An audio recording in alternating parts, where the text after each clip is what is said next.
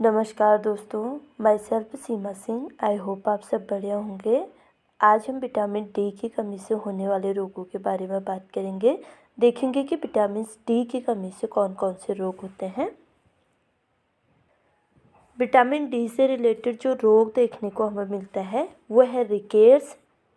Rickets किसको होता है? रिकेट्स बालकों में 6 से 2 वर्ष तक के बालकों में ये होता है।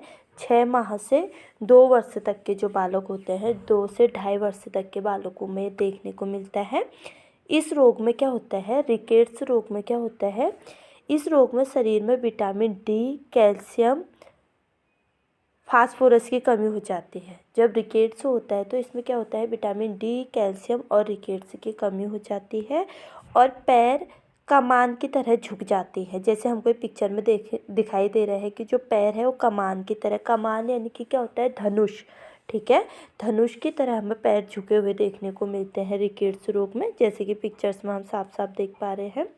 और खोपड़ी का जो अग्रभाग होता है वो देरी से भरता है इसमें। ठीक है, रिकेट्स रोग जिसको भी बालक को हुआ होगा, ये बालकों में देखने को मिलता है 6 माह से। ठीक है, 6 माह से 2 से 2.5 साल तक के बच्चे में ये देखने को मिलता है। और इसमें क्या होता है? खोपड़ी का अग्रभाग, जो हमारा माथा होता है, इस अग्रभाग जो होता है ये देरी से भरता है इसमें। ठीक है, ये तो हमने देख लिया कि रिकेट्स की क्या लक्षण है। रिकेट्स रोग विटामिन डी की कमी से होता है। किस में देखने को मिलता है? 6 माह से या 2 से 2.5 वर्ष तक के बच्चों में देखने को मिलता है। और इस रोग में क्या होता है? ये रोग विटामिन डी, कैल्शियम और फास्फोरस की कमी से होता है। और इसमें जो पैर होते हैं वो कमान की तरह यानी कि धनुष की तरह झुक जाते हैं और खोपड़ी का जो अग्रभाग होता है वो देरी से भरता है। ठीक है, ये तो है विटामिन डी की कमी से होने वाला रोग जो बच्चों में होता है। ठीक है, इसके बाद हम देखेंगे टिटेनी। जो रोग देखने को मिलता है विटामिन डी की कमी से वो है टिटेनी रोग है। टिटेनी में क्या होता है? जब शरीर में कैल्शियम फास्फोरस के चयापचय में असमानताएं उत्पन्न हो जाते हैं तब मांसपेशियों में मरोड़ या टिटेनी रोग हो जाता है। ठीक है, टिटेनी रोग कब होता है? जब शरीर में कैल्शियम फास्फोरस की चयापचय में यानी कि जो कैल्शियम और फास्फोरस के मेटाबॉलिज्म में असमानताएं देखने को मिलते हैं, अनबैलेंस देखने को मिलता है, तो तब क्या होता है? मांसपेशियों में मरोड़ या टिटेनी रोग हो जाता है। टिटेनी में जैसे हमको पिक्चर में दिखाई दे रहे हैं, जो ये हमारी हाथों की मांसपेशियाँ या पाँव की मांसपेशियाँ, शरीर का कोई भी अंग जो है क्या होता है? इस तरीके से मुड़ जाता है और फिर वो इसी अवस्था में रहता है। ठीक है, इसी रोग को हम टिटेनी कहते हैं। और टिटेनी रोग कब हो रहा है? टिटेनी कैल्शियम और फास्फोरस के मेटाबॉलिज्म में जब अनबैलेंस हो रहा है, उसमें असमानताएं देखने को मिल रही हैं, तो उस टाइम पे क्या टिटेनी रोग देखने को मिलता है। और टिटेनी में जो हमारे शरीर के अंग हैं वो एक स्थिति में मुड़ जाते हैं, फिर उसी स्थिति में वो रहते हैं। ठीक है, और इस रोग में क्या होता है? टिटेनी रोग में, इस रोग में हाथ पैरों के जोड़ों में तीव्र दर्द एवं पीड़ादायक ऐंठन होने लगती है। जो टिटेनी रोग होता है, टिटेनी रोग में क्या होता है?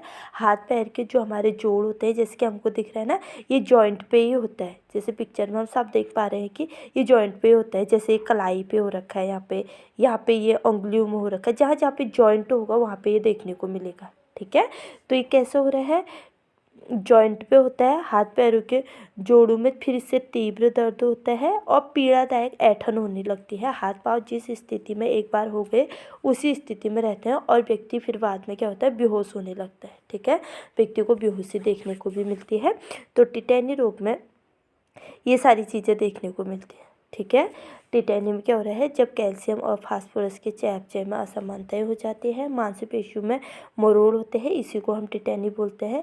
इस रोग में हाथ पैरों के जोड़ों में तीव्र दर्द होता है और पीड़ादायक ऐंठन हो जाती है, जिससे व्यक्ति बेहोश होने लगता है। ठीक है, ये क्या है? विटामिन डी की कमी से हमारे मसल्स पे इसकी कमी से प्रभाव पड़ रहा है। जो हमारी मांसपेशियाँ हैं उन पर प्रभाव पड़ रहा है टिटेनी में।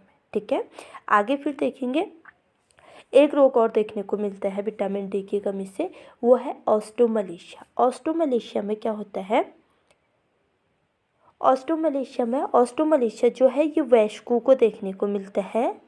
ऑस्टोमलेशिया रोग वयस्कों को देखने में मिलता है और वयस्कों में भी किन में अधिक देखने को मिलता है, गर्भवती और धात्री महिलाओं में अधिक देखने को मिलता है। ठीक है, हमें पता है कि गर्भवती और धात्री महिलाएं होती हैं, उनकी जब वो प्रेग्नेंट होते हैं या जब वो फीडिंग करा रही होती है तो उस टाइम पे उनके बॉडी में कैल्शियम की जो डिमांड होती है वो बढ़ जाती है।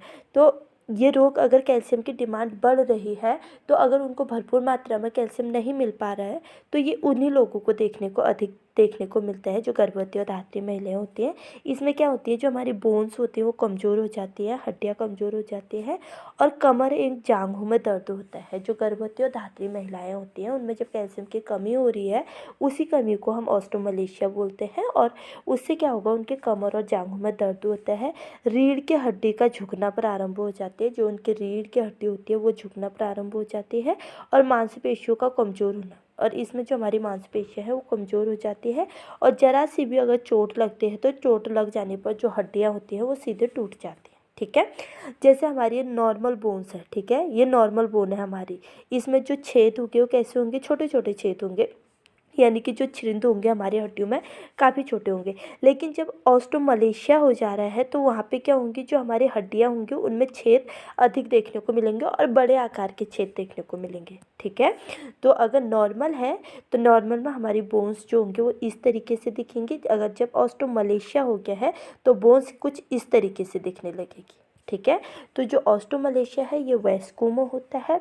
वयस्क यानी कि ये हो रहा है 40 से कम की उम्र के लोगों को और 20 से ऊपर के लोगों को। ठीक है, 20 से ऊपर और 40 से कम के लोगों में ये देखने को मिलता है और गर्भवती एवं धात्री महिलाओं में ये अधिक होता है। इसमें अस्थियाँ कमज़ोर हो जाती है, कमर और जांघ में दर्द होता है, रीढ़ की हड्डियों का झुकना, मांसपेशियों का कमज़ोर होना और ज़रा सी भी अगर व्यक्ति को चोट लगती है तो उससे क्या होगी, उनकी हड्डियाँ टूट जाती हैं। ठीक है, ये हो गया ऑस्टियोमलेशिया। फिर विटामिन डी की कमी से जो रोग देखने को मिलता है वो है ऑस्टियोपोरोसिस। ऑस्टियोपोरोसिस क्या होता है, ऑस्टियोपोरोसिस यह रोग वृद्धों को देखने को मिलता है और ओल्ड एज में ये रोग होता है। ठीक है, ऑस्टियोपोरोसिस में क्या हो रहा है, ये रोग ओल्ड एज में होता है, वृद्ध लोगों को होता है। इसमें क्या होंगी, जो हमारी हड्डियाँ होंगी वो कमज़ोर एवं भुरभुरी हो जाती है। ठीक है, ऑस्टियोपोरोसिस में हमने देखा था, ऑस्टियोमलेशिया में हमने देखा था कि हमारे जो हड्डियाँ हैं वो कैसी हो जा रही है, उनमें छेद हो जा रहे हैं बड़े बड़े। लेकिन ऑस्टियोपोरोसिस में क्या होगा, हमारी हड्डियाँ कमज़ोर हो जाएंगी और वो इतनी भुरभुरी हो जाएंगी, काफ़ी कमज़ोर हो जाएंगी, और थोड़ी सी भी मुड़ेंगी तो सीधे वो चूरा चूरा बन के टूटने लगेंगी। ठीक है, भुरभुरी हो जाती है और ज़रा सी भी चोट लगने पर वो टूट जाती है।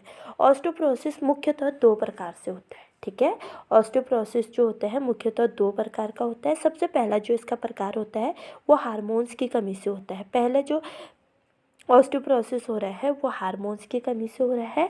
हार्मोन्स की कमी से कैसे होता है, जैसे जो महिलाएं हैं जब उनमें मेनोपॉज हो जाता है, यानी कि जो मासिक धर्म जब उनके बंद हो जाते हैं तो उसके बाद उनकी बॉडी में सेक्स हार्मोन बनना बंद हो जाती है।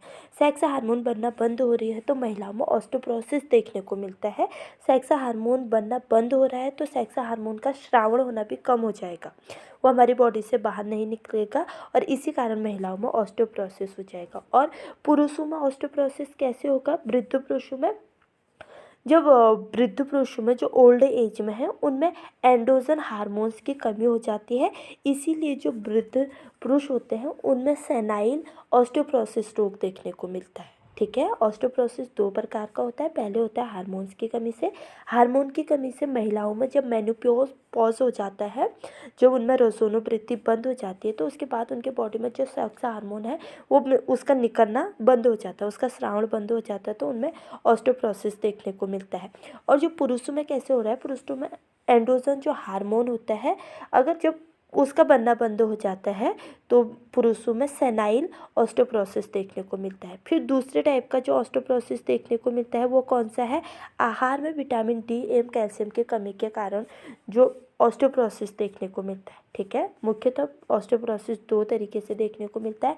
एक तो हार्मोन्स की कमी से देखने को मिलता है, महिलाओं में जब सेक्स हार्मोन्स की बनना बंद हो जाता है तो महिलाओं में क्या होगा, ऑस्टियोपोरोसिस देखने को मिलेगा। जब पुरुषों में एंड्रोजन हार्मोन्स का बनना बंद हो जाएगा तो पुरुषों में सेनाइल ऑस्टियोपोरोसिस देखने को मिलेगा। फिर दूसरा प्रकार जो था ऑस्टियोमलेशिया होने का वो है आहार में विटामिन डी ये इम्पोर्टेंट है। आहार में जब विटामिन डी, कैल्शियम एवं फास्फोरस की विटामिन डी और कैल्शियम की कमी हो जा रही है तो ये सेकंड टाइप का जो ऑस्टियोपोरोसिस होगा वो इस टाइप का देखने को मिलेगा। नॉर्मल जो हमारी बोन्स होती है वो इस तरीके से होंगी। जब ऑस्टियोपोरोसिस हो जाएगा तो उसमें जो बोन होंगे हमारे कुछ इस तरीके से देखने को मिलेगी। ऑस्टियोमलेशिया वाले में हमने देख लिया कि उनमें छेद हो जाते हैं और उसके बाद वो कैसी हो जाती है, भुरभुरी हो जाती है। ठीक है, तो ये है ऑस्टियोपोरोसिस वाले लोगों के बोन्स और ये है नॉर्मल व्यक्ति के बोन्स। ठीक है, तो विटामिन डी की कमी से कौन कौन से रोग हो रहे हैं। विटामिन डी की कमी से जो रोग होता है, सबसे पहले जो रोग देखने को मिलता है रिकेट्स मिलता है। रिकेट्स कब होता है, 6 माह से 2 या 2.5 वर्ष के बालक को ये होता है। इस रोग में हमारे क्या होता है, विटामिन डी, कैल्शियम और फास्फोरस की कमी हो जाती है रिकेट्स रोग में। और पैर जो होते हैं वो कमान की तरह झुक जाते हैं, यानी कि धनुष की तरह झुक जाते हैं। खोपड़ी का अग्रभाग देरी से बढ़ता है रिकेट्स में। फिर हमने टिटेनी देखा था, टिटेनी पे जो हो रहा था हमारे जोड़ों पर इसका प्रभाव पड़ रहा था। और इस किसकी कमी से हो रहा था, कैल्शियम। ये कैसे हो रहा था, ये कैल्शियम और फास्फोरस के चयापचय में जब असमानताएं देखने को मिली तो टिटेनी रोग हो जा रहा था। और इस रोग में क्या हो रहा है, हमारे हाथ पैरों के जोड़ों में तीव्र दर्द होती है, ऐंठन होता है जिससे व्यक्ति बेहोश होता है। इसमें बेसिकली ऐसा होता है कि जो हमारे जोड़ है वहीं पर ये प्रभाव डालता है। एक बार अगर टिटेनी में हाथ अगर कहीं को मुड़ गया तो फिर वो इसी स्थिति में रहेगा, वो पीड़ा करेगा वहाँ पे व्यक्ति को और एक ऐंठन बन जाएगी। ठीक है, इसके बाद हमने देखा था कि विटामिन डी की कमी से कौन सा रोग होता है, ऑस्टियोमलेशिया रोग हो रहा है। ऑस्टियोमलेशिया में क्या हो रहा है, ये वयस्क लोगों को होता है ऑस्टियोमलेशिया।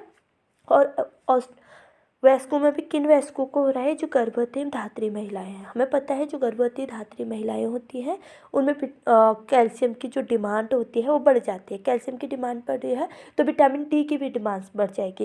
कैल्शियम, विटामिन डी और फास्फोरस ये तीनों बेस्ट फ्रेंड है। ये अगर एक की कमी हो रही है तो इन तीनों की कमी होगी। अगर विटामिन डी की कमी हो रही तो कैल्शियम की कमी भी होगी, अगर कैल्शियम की कमी होगी तो विटामिन डी की भी कमी होगी। तो विटामिन डी हो गया, कैल्शियम हो गया और फास्फोरस हो गया, ये तीनों बेस्ट फ्रेंड है। जहाँ पे तीनों होंगे इकट्ठा होंगे, अगर एक की कमी हो रही तो दूसरे की भी कमी हो जाएगी। ठीक है, ये किसको देखने को मिलता है, गर्भवती धात्री महिलाओं को देखने को मिलता है। इसमें हड्डियां कमज़ोर हो जाती है, कमर एवं जांघों में दर्द होता है, रीढ़ की हड्डियां झुकना प्रारंभ हो जाती है और मांसपेशियां कमज़ोर हो जाती है। जरा सी भी अगर चोट लगती है मांसपेशियों में, हड्डियों में, तो वो सीधे टूट जाते हैं। फिर हमने देखा कि ऑस्टियोपोरोसिस में क्या हो रहा है, यह रोग ओल्ड एज में देखने को मिलता है। इसमें हड्डियाँ कैसी हो जा रही है, कमज़ोर हो जाती है। कमज़ोर के साथ ही वो हड्डियाँ जो है भुरभुरी हो जाती है। थोड़ी सी भी अगर व्यक्ति लग जाएगी व्यक्ति को तो वो हड्डी कैसे चूरा बन के टूटने लगेगी। ठीक है, फिर ऑस्टियोपोरोसिस 2 प्रकार का होता है। पहले हमने देखा कि हार्मोन्स की कमी से ऑस्टियोपोरोसिस हो रहा है। फिर सेकंड, आहार में विटामिन डी एवं कैल्शियम की जब कमी हो जा रही है तो तब ऑस्टियोपोरोसिस हो रहा है। हार्मोन्स की कमी से जो ऑस्टियोपोरोसिस होता है उसमें क्या होता है, जब महिलाओं में मेनोपॉज यानी कि मासिक धर्म का रुक जाते हैं, बंद हो जाते हैं, मेनोपॉज हो जाता है, तो उनमें क्या होता है, सेक्स हार्मोन का स्राव बंद हो जाता है। इससे उनमें महिलाओं में क्या देखने को मिलेगा, ऑस्टियोपोरोसिस देखने को मिलेगा।